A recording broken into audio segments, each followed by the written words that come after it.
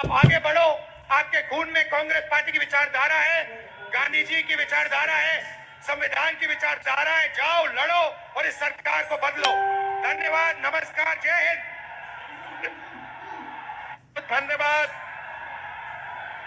अब मैं आमंत्रित करूंगा भारतीय राष्ट्रीय कांग्रेस के माननीय अध्यक्ष, देश में संसद में, राज्यसभा में विपक्ष के नेता आदरणीय मल्लिकार्जुन खड़गे जी से कि आप आए और अपना यशस्वी उद्बोधन करें। आदरणीय अध्यक्ष जी श्री मल्लिकार्जुन खड़गे जी। आदरणीय मल्लिकार्जुन खड़गे जी जिंदाबाद। आदरणीय मल्लिकार्जुन खड़गे जी जिंदाबाद। आदरणीय मल्लिकार्जुन खड़गे जी जिंदाबाद।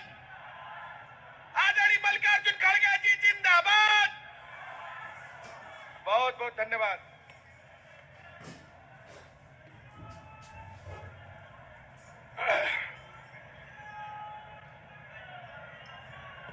संविधान बचाओ,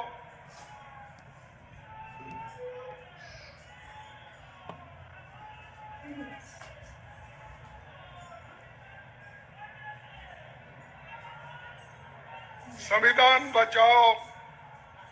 ये जो सभा है, इसमें उपस्थित और अभी हमारे नेता राहुल गांधी जी ने जो बात की है, उनको मैं अपने पार्टी के ओर से उनका स्वागत करता हूं। इसी मंच पर बैठे हुए केसी वेणुगोपाल जी, अजय कुमार, लालू जी, भक्त चरण दास जी, रामचंद्र कदम जी, निरंजन पटनायक जी, प्रसाद हरिचंद्र जी और श्रीकांत जेना जी, जयदेव जेना जी और सप्तगिरी उल्का जी, शाहनवाज चौधरी जी और इस मंच पर बैठे हुए सारे मेरे भाइयों और दूर दूर बैठे हुए मेरे माताएं, बहनें, किसान भाइयों, आदिवासी बंधुओं, दलित बंधुओं और मीडिया के मेरे दोस्तों, ओडिशा एक बहुत बड़ा महत्व रखने वाला राज्य है। सबसे पहले मैं हमारे महान नायक उत्कलमणि गोपबंधु दास जी को नमस्कार करता हूं। बैरिस्टर मधुसूदन दास और यहाँ के सभी महान सेनानियों को श्रद्धांजलि अर्पित करता हूं, जिन्होंने देश के आजादी के लिए लड़ी है और अपना आवाज देश के आजादी के लिए उठाई है। उन सबको मैं श्रद्धांजलि अर्पित करता हूं और उन सबको मैं नमन करता हूं। कांग्रेस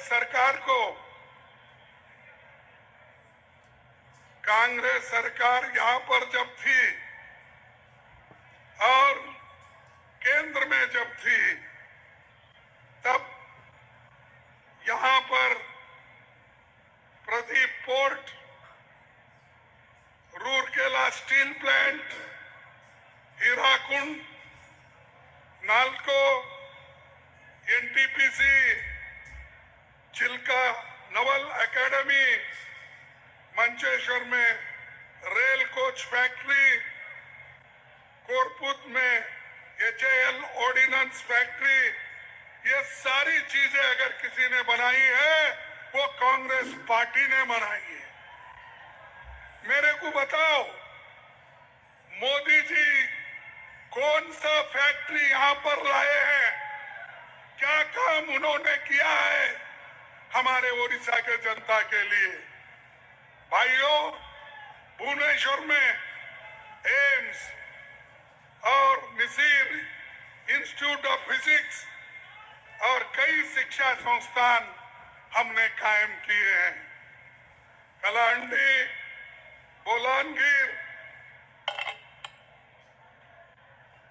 बोलांगीर और कुर्तापूत केबी के जिलों में ट्रांसफॉर्मेशन की योजना बनाई है। नेहरू जी के प्रधानमंत्री काल में भुवनेश्वर को अगर राजधानी किसी ने बनाई, वो पंडित जवाहरलाल नेहरू जी ने बनाई। ये कोई नहीं थे।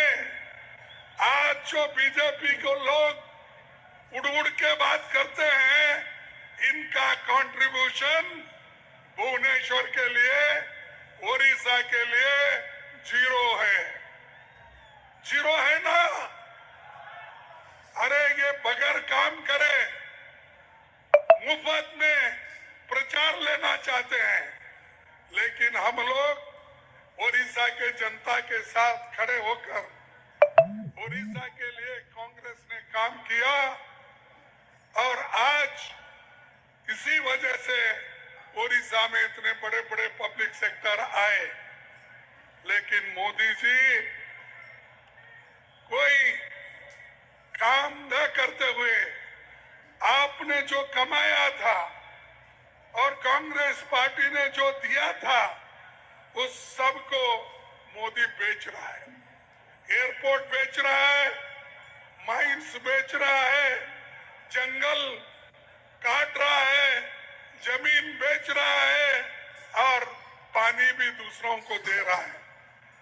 अभी जैसा राहुल जी ने कहा, जंगल, जमीन, जल, ये सभी मोदी जी अपने मित्रों को दे रहा है। लेकिन यहाँ की सरकार अब की नींद कर रही है, पहले की भी नींद कर रही थी। अरे हम तो वैसे लोग हैं, काम करके दिखाते हैं, सिर्फ नाम के नहीं है। हम यहाँ के लोगों के प्रगति के लिए, उन्नति के लिए बहुत कुछ काम कांग्रेस ने किए है। लेकिन मैं एक चीज आपको बताना चाहता हूं, 55 साल हमारी गवर्नमेंट थी, केंद्र में 160 पब्लिक सेक्टर्स हमने बनाया। कितने बनाया? 160। और 160 में उन्होंने अब तक कम से कम 23 पब्लिक सेक्टर्स, बड़े कारखाने मोदी ने बेच डाला। मोदी का काम यही है, कमाओ आप, खर्च करेंगे हम, बेचेंगे हम, खाएंगे हम। तो इसीलिए इनको सबक सिखाना जरूरी है। और जब तक मैं ये कहना चाहता हूं, अगर ओडिशा कांग्रेस को जीत दिलाएगी, तब पूरे हिंदुस्तान में कांग्रेस का राज्य बनेगा। यह आप ध्यान में रखिए। और उनसे भी बीजेपी हमेशा ये करती है कि पहले तो चीफ मिनिस्टर चुनती है, उसके साथ ही साथ अदानी अंबानी पीछे लगते हैं। कौन सी जमीन अच्छी है, कौन सी खनन अच्छी है, कौन सी जगह अच्छी है, कहाँ पावर प्लांट बनाना है, ये ढूंढते रहती है। तो इसीलिए इन लोगों को हम सबक सिखाना है। और मुझे मालूम है कि ओडिशा के लोग मजबूत हैं और ऐसे बीजेपी को सबक सिखाएगी, जरूर सिखाएगी। मैं अपने नौजवानों से मैं ये बात कहूंगा कि जो कांग्रेस ने फॉरेस्ट एक्ट लाया, सोनिया गांधी जी ने लाया और 2006 में लाया, आज उसको कमजोर मोदी सरकार कर रही है। अरे ये तो आपका जीने का मरने का सवाल है। फॉरेस्ट एक्ट किसके लिए बनाई? सोनिया गांधी जी ने गरीब की रक्षा करने के लिए, आदिवासियों की रक्षा करने के लिए। लेकिन अगर उसकी हिफाजत आप नहीं करेंगे, आपको बहुत बड़ा आपके ऊपर दोष आएगा। इसीलिए आपको लड़ना होगा, सब मिलके कांग्रेस पार्टी को मजबूत बनाना होगा। ये मैं आपसे विनती करना चाहता हूं। और उसी के साथ मैं परसों छत्तीसगढ़ गया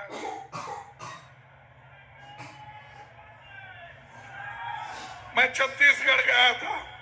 वहां भी यही है, जितने भी आदिवासी के लोगों के जमीन है, जंगल है, वो काटने शुरू किए हैं, क्योंकि इंडस्ट्री के नाम पे वो जंगल हर जगह काटते जा रहे हैं।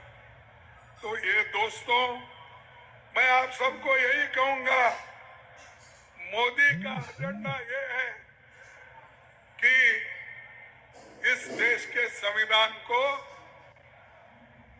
खत्म करना। वो कहते थे 400 पार तुम सीट दो, इस बार 400 पार आएंगे। तुम अगर सीट देंगे तो हम संविधान बदलेंगे, ये उनका वायदा था। अगर संविधान बदल गया, याद रखो, आप लोगों को जो पंडित जवाहरलाल नेहरू, डॉक्टर अंबेडकर, महात्मा गांधी जी, इन्होंने जो अडल्ट फ्रेंचाइज नौजवानों को, बूढ़ों को और सभी लोगों को जो वोटिंग का अधिकार दिया है, वो अधिकार इनके गवर्नमेंट ने छीन लिया जाएगा। ये कोशिश हमेशा उनकी रही है।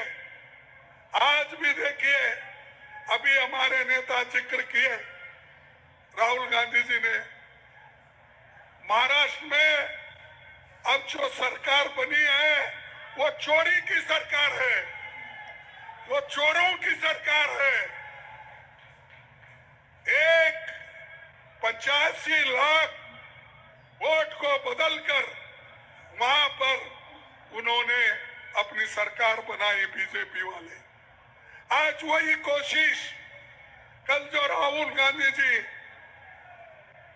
बिहार गए थे, आप देखे होंगे बिहार में जो बहुत बड़ी रैली हो गई, वहां पर 7 करोड़ वोटर में से 2 करोड़ वोटर्स को वो काट रहे हैं।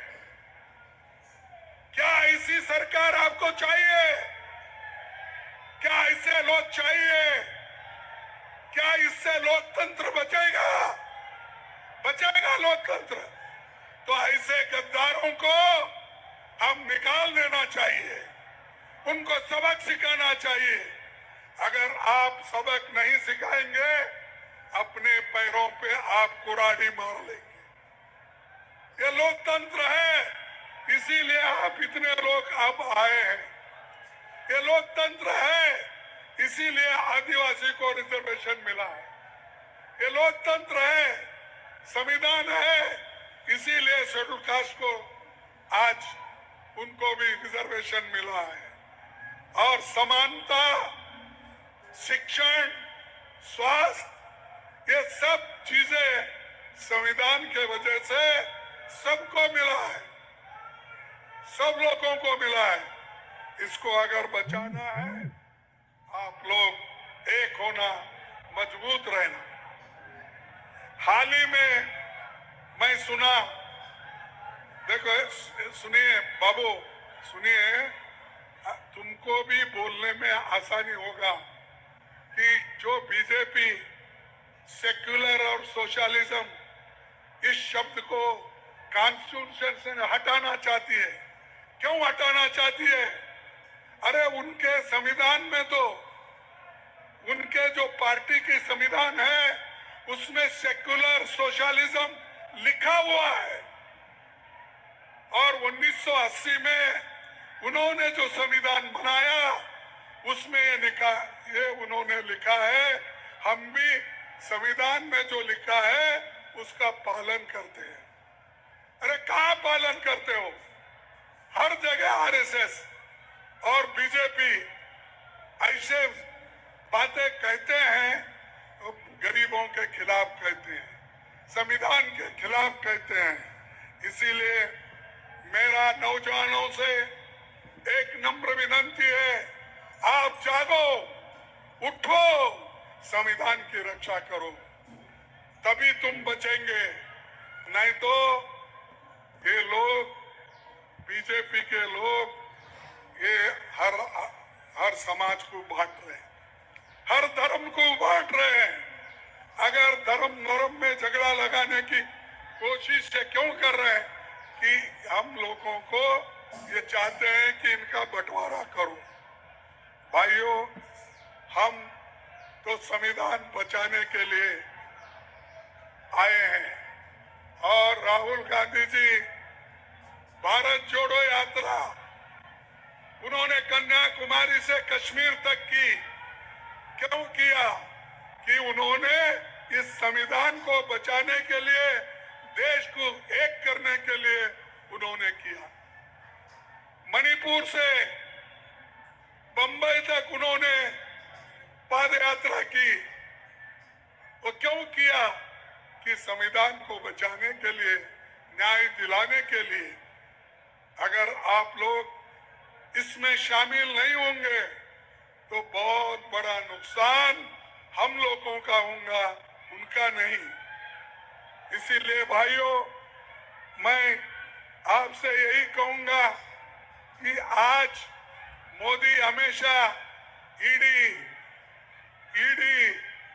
सीबीआई, इनकम टैक्स, ये सब चीजें करने का काम कर रही है, लेकिन आपको डरना नहीं है। आप डरेंगे तो मरेंगे, आप डरेंगे तो मरेंगे। अगर आपको जीना है तो डरना नहीं, काम करना है। उसी के साथ मैं आपको यहाँ पर एक बात कहने आया हूँ, जो अब राहुल जी आवाज उठाए थे, अब सुप्रीम कोर्ट ने भी डायरेक्शन दिया है। सुप्रीम कोर्ट ने क्या डायरेक्शन दिया है? पहले वोटर लिस्ट बनाते वक्त वहां पर Aadhaar card, voter ID card, ration card, ये वो नहीं लेना चाहते थे। लेकिन सुप्रीम कोर्ट ने बोला कि आधार कार्ड भी चलेगा, राशन कार्ड भी चलेगा। किसी इस डॉक्यूमेंट को आप लिस्ट में डालो और लिस्ट में डालकर वोटर लिस्ट बनाइए। भाइयों, आप तमाम लोगों को मैं एक बात कहना चाहता हूं, मोदी जी कितने झूठ बोलते हैं, बीजेपी कितनी झूठ बोलती है। उन्होंने ये जो हिंदुस्तान पाकिस्तान का युद्ध हो रहा था,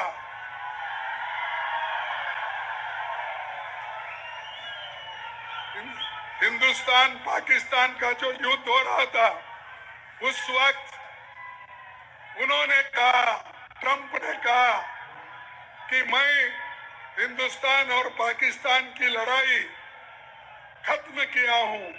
मैं उनको कहा हूं कि ये लड़ाई बंद करो, उन्होंने फौरन बंद किया। ऐसा ट्रंप 16 बार बोले, मोदी उसको कुछ भी उत्तर नहीं दिए। और क्यों नहीं दिए? उनके पास ट्रंप के खिलाफ बोलने की हिम्मत नहीं थी। जब उनके पास हिम्मत नहीं है, ऐसे लोग देश की हुकूमत नहीं कर सकते। जिसके पास ताकत नहीं, जो आदमी ताकत से नहीं लड़ता, उस आदमी को इस देश के ऊपर, जिस देश का रक्षण करने की हिम्मत नहीं है, उनको हम कभी लीडर नहीं मानेंगे। और दूसरी बात, यहाँ पर जो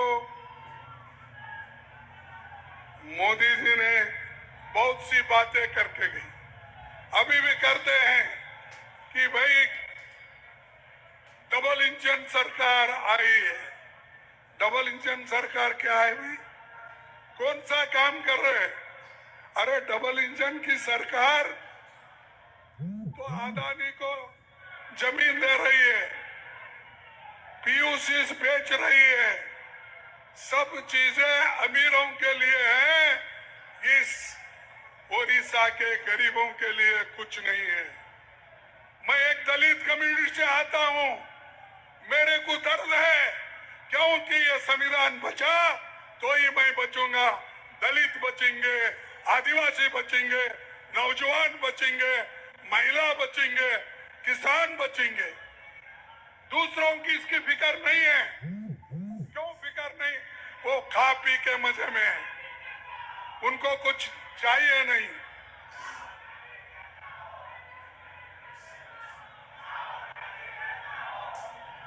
अरे जरा चुप बैठो भाई, बाद में तुम्हारा जोश दिखाओ।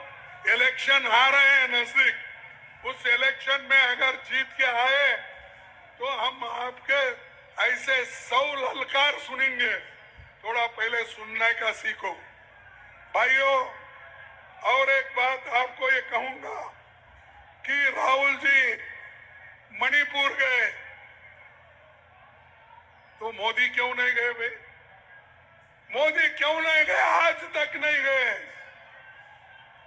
42 विदेश देशों में उन्होंने घूमा, 42 देशों में आज तक गए हैं। अभी भी 8 राष्ट्र का घूम रहे हैं, मालदीव्स को जा रहे हैं।